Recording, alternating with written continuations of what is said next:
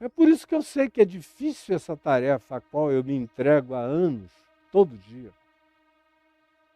Quando acontece de o Espírito Santo tirar o véu e alguém enxergar, essa pessoa te ama profundamente e fica grata para o resto da existência dela. Mas quando não acontece de ser assim, você passa a ser odiado de todos os modos e formas diferentes. E tanto mais quanto você se torne assim, e você viva assim, caminhando numa vida bonita em Deus, mas que só é bonita em Deus porque diz, não me deixa cair, não nos deixes cair, porque bota a mão nele e olha firmemente para ele, não se desvia de querer segui-lo todo dia.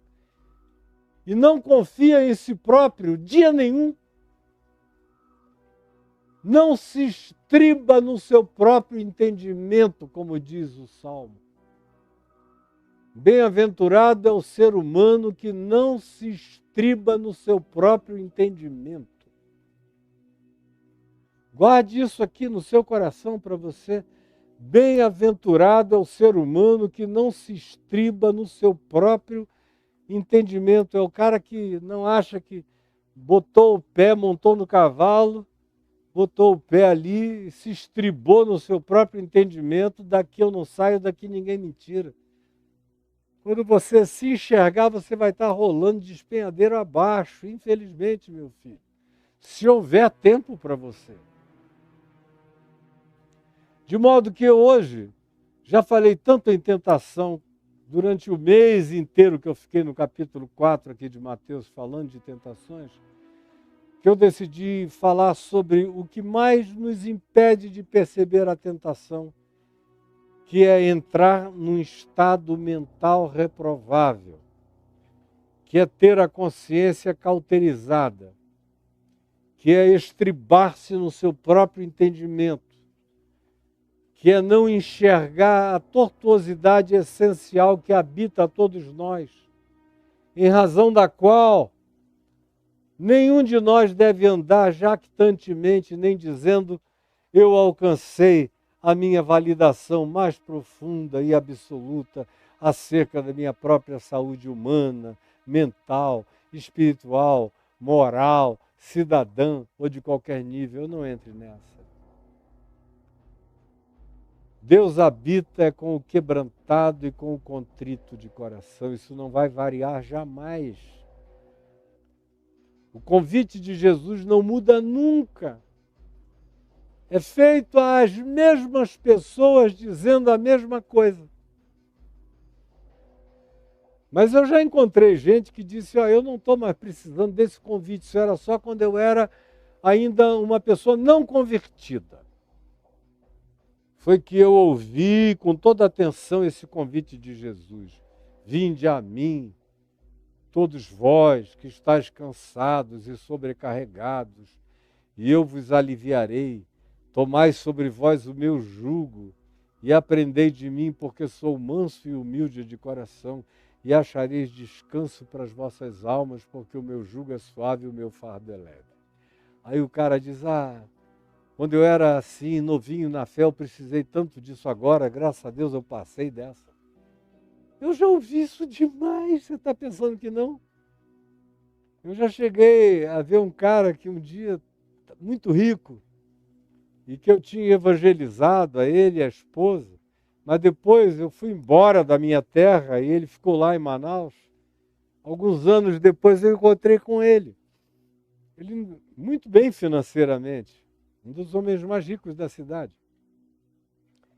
E a gente ia entrando numa das empresas dele, ele falou, olha só o que eu construí. Olha o tamanho desse negócio aqui. E eu fico me lembrando, pastor, daquele tempo em que você me mandava ler o Novo Testamento todo dia, ler os Evangelhos todo dia, e que eu decorei Mateus capítulo 11, vinde a mim, os cansados e sobrecarregados, porque eu não conseguia nem me levantar porque eu não tinha ânimo para viver. Agora, olha só, graças a Deus, eu já nem mais o Novo Testamento preciso ler, de tão bem que eu fiquei. Já nem preciso mais disso. Eu fiquei olhando e falei, meu Deus, é difícil você encontrar uma pessoa tão estúpida quanto esse cara. Mas ele está aqui, na minha frente, se jactando dessa horrorosa idiotice. Como eu já vi tantos líderes espirituais aqui do Brasil, que milhões de vocês celebram, me dizerem, isso era no tempo da minha conversão. O evangelho que você prega me foi muito útil quando eu estava me convertendo. Agora eu passei disso. E você ficou com o teto baixo. O teu teto continua no quebrantamento, na contrição, no arrependimento, na vida com Deus, nessas coisas todas que são muito boas para quem está chegando, pastor Caio.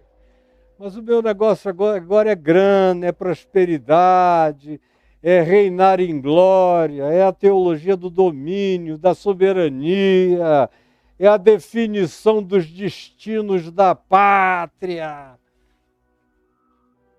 E eu olho para toda essa legião de idiotas idiotificados e o meu coração diz, meu Pai, como o diabo conseguiu se entronizar na alma desses caras e eles não sentem nada de tão cauterizados que ficaram. Aí tem gente que me pergunta, escuta, o que é que eu digo para os meus amigos, Caio? Que te ouvem e falam mal de ti. Eu digo, pelo amor de Deus, não perca seu tempo. Os únicos amigos que você tem que falam mal de mim são crentes. Os ateus, os agnósticos, os de outras religiões, até os satanistas entendidos do babado me respeitam. Só crente é que fala isso porque são os mais cauterizados, não se enxergam.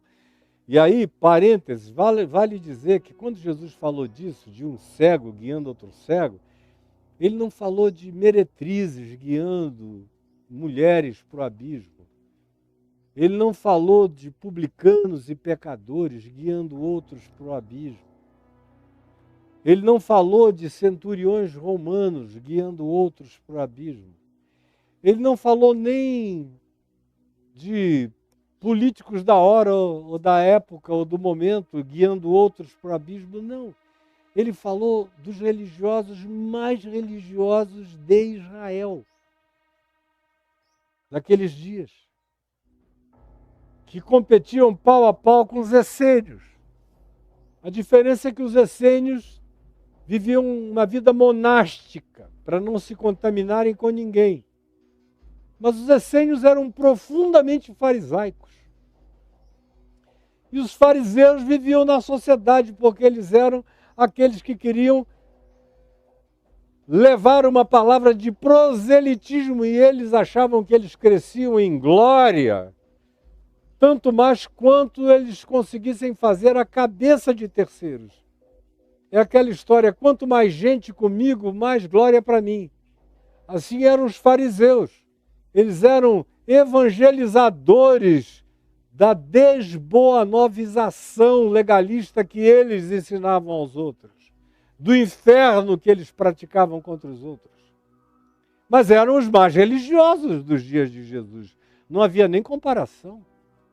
E Jesus diz isso aos mais religiosos do seu tempo, que até os dias de hoje não tem gente tão religiosa quanto eles, nas meticulosidades da prática e da obediência à religião de Moisés,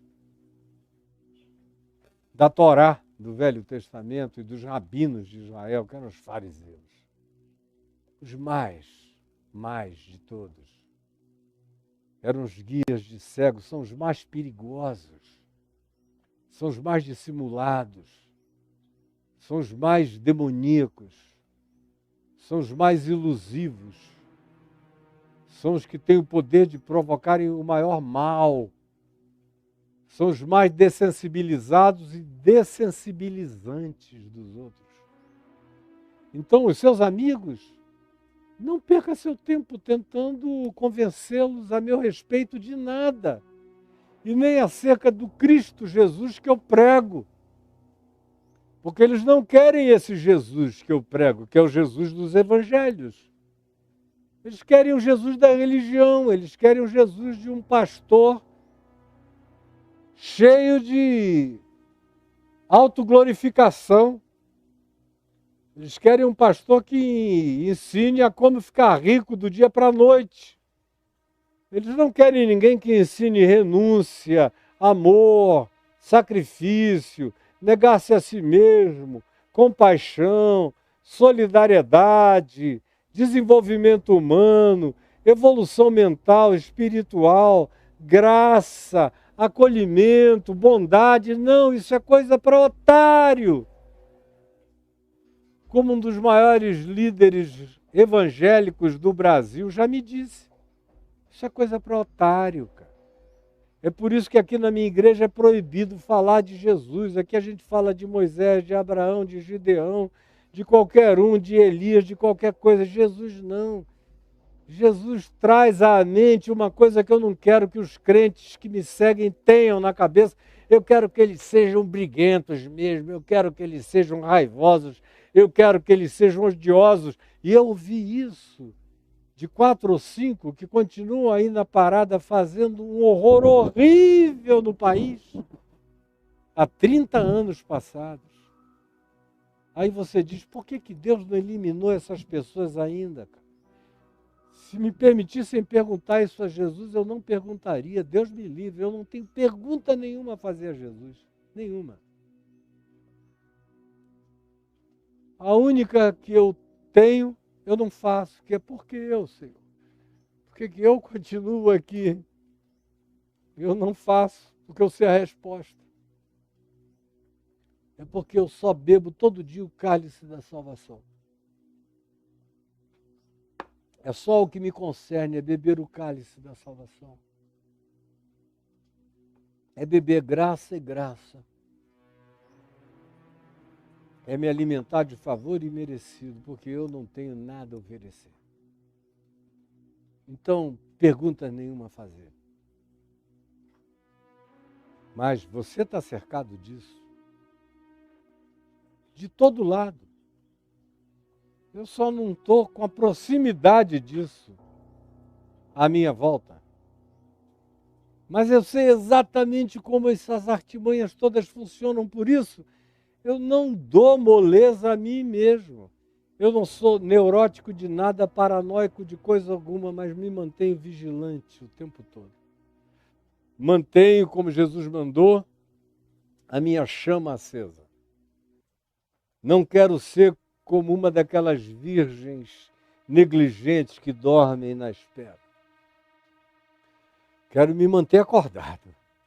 Quero ter óleo da vida, do Espírito Santo, do Evangelho, da palavra, da exultação do Espírito, da fé simples em Cristo Jesus, acesa em mim o tempo todo. Para que os meus olhos estejam bem abertos. Eu não sou daqueles que dormem, não quero ser daqueles que prestam atenção. Sem nenhuma jactância, sem nenhuma arrogância. Justamente por isso, com toda a vigilância, porque o arrogante não vigia, o vigilante sim. Como Jesus disse, se o pai de família soubesse a que horas vem o ladrão, jamais seria roubado. Trancaria as portas e vigiaria. E como eu não quero ser roubado, eu fico vigilante. Eu não admito em mim esse estado de negligência, de sono, de luz apagada, porque eu não andei o bastante nem o suficiente, nem eu, nem ninguém, nem nenhum de nós jamais, para dizer eu passei do ponto de retorno em relação ao pecado, à tentação. Deus nos livre de cometermos esse tipo de pecado, de equívoco, de burrice, de autoglorificação idiótica e narcisística. Que Deus te salve dessa burrice sem tamanho. Não nos deixes cair em tentação, porque a tentação está à nossa volta, está dentro de nós, nos habita. Ela existe com diabo ou sem diabo. Eu não preciso nem de diabo para que a tentação me habite, ela habita em mim, como diz Paulo, em Romanos no capítulo 7.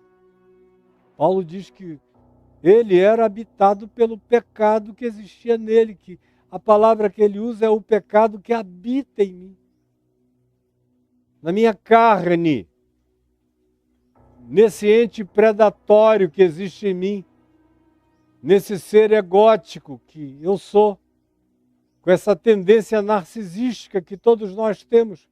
Até o deprimido frequentemente se deprime por não realização narcisística dos seus objetivos.